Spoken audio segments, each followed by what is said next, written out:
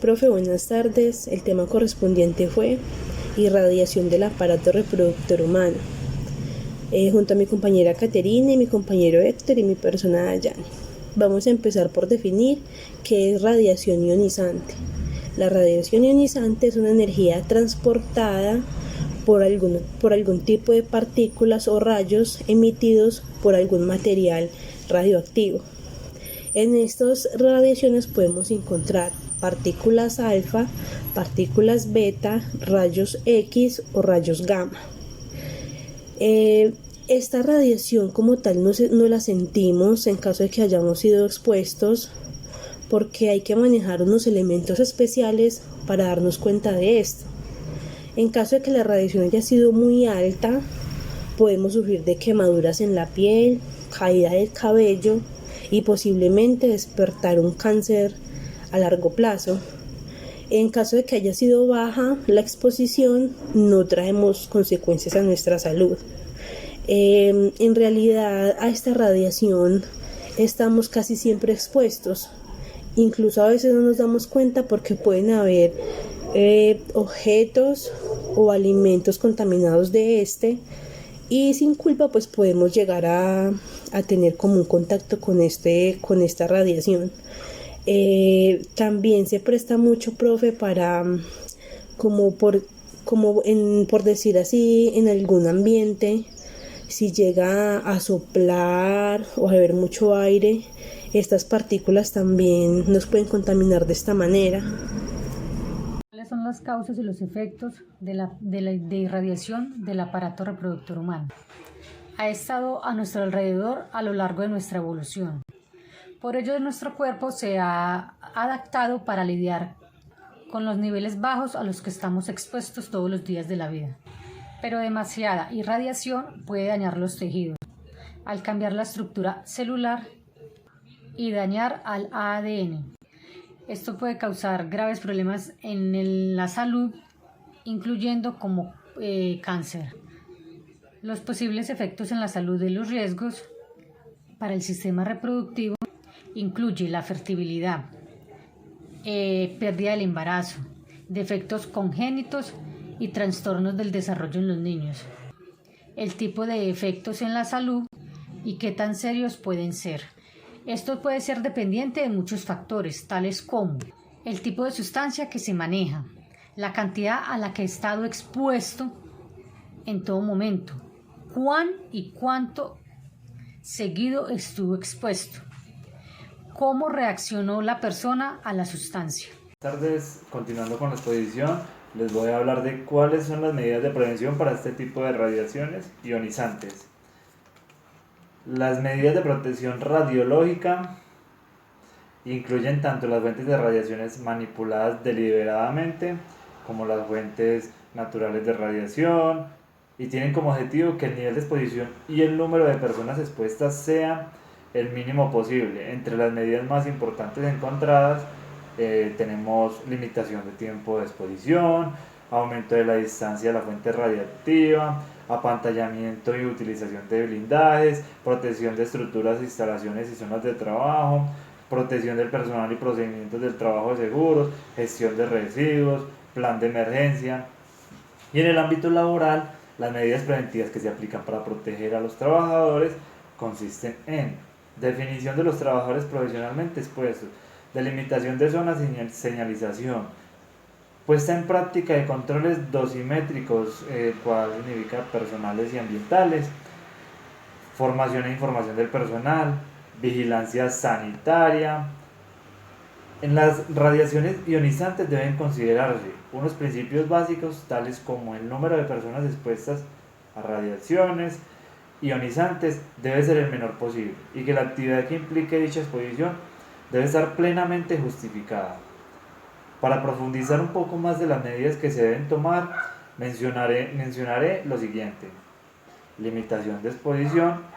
Asimismo, todas las exposiciones se mantendrán en el nivel más bajo que sea razonablemente posible, sin sobrepasarse en ningún caso los límites anuales de dosis legalmente establecidas. Límite de dosis.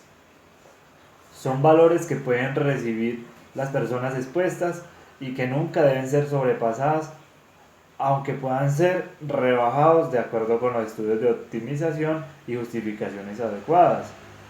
La mayoría de países disponen de límites anuales de dosis.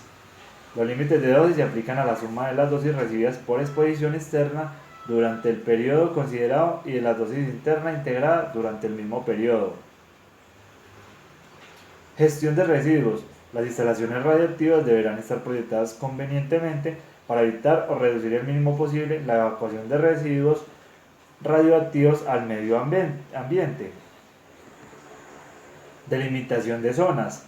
Todo espacio donde se manipulen o almacenen radionucleidos o se disponga de generadores de radiaciones ionizantes deben estar perfectamente delimitados y señalizados. La clasificación en distintos tipos de zonas efectúa en función del riesgo existente de la instalación. Medidas dosimétricas. En toda instalación radiactiva debe llevarse a cabo un control dosimétrico, individual y ambiental, en función de la clasificación de la zona. Para la medida de radiación ambiental se utilizarán detectores de radiación, siendo los más frecuentes los basados en la ionización de gases. Vigilancia médica. Todo el personal profesionalmente expuesto está obligado a someterse a un reconocimiento médico con una periodicidad anual y dispondrá del correspondiente protocolo médico individualizado que deberá archivarse durante al menos 30 años desde el cese del trabajador en la instalación radiactiva. Al personal que se le incorpore de nuevo a una instalación radiactiva se le deberá efectuar un examen médico exhaustivo, según las especificaciones indicadas por el Consejo de Seguridad Nuclear, que permita conocer su estado de salud, su historia laboral y, en definitiva, su actitud para el puesto de trabajo solicitado. La vigilancia médica de los trabajadores profesionalmente expuestos será realizada por un servicio médico especializado. Formación e información. Previo al inicio de su actividad, los trabajadores profesionalmente expuestos y los estudiantes deberán recibir una formación adecuada en materia de protección radiológica y deberán asimismo ser informados e instruidos al nivel adecuado sobre el riesgo de exposición a radiaciones ionizantes en su puesto de trabajo, que incluirá los siguientes aspectos. Primero, riesgo de las radiaciones ionizantes y sus efectos biológicos. Segundo, normas generales de protección y precauciones a tomar durante el régimen normal de trabajo y en caso de accidente. Tercero, normas específicas, medios y métodos de trabajo para su protección en las operaciones a efectuar. Cuarto, conocimiento y utilización de instrumentos de detección y medida de radiaciones y de los equipos y medios de protección personal. Quinto, necesidad de efectuar reconocimientos médicos periódicos. Sexto, actuación en caso de emergencia. Séptimo, importancia del cumplimiento de las medidas técnicas y médicas. Octavo, responsabilidades derivadas de su puesto de trabajo con respecto a la protección radiológica. Esto es todo. Muchísimas gracias. La radiotoxemia o síndrome de irradiación aguda es un conjunto de síntomas provocados por estar expuestos a una alta dosis de radiación ionizante en un corto plazo de tiempo. Pero, ¿exactamente qué le estarías haciendo a tus enemigos? Estarías destruyendo su ADN a nivel atómico. La radiación ionizante puede cambiar la carga eléctrica de átomos, consecuentemente modificando las moléculas que estos forman, moléculas como las que componen a la cadena de ADN. Cuando el material genético de una célula es considerablemente dañado, se compromete su capacidad de duplicarse correctamente.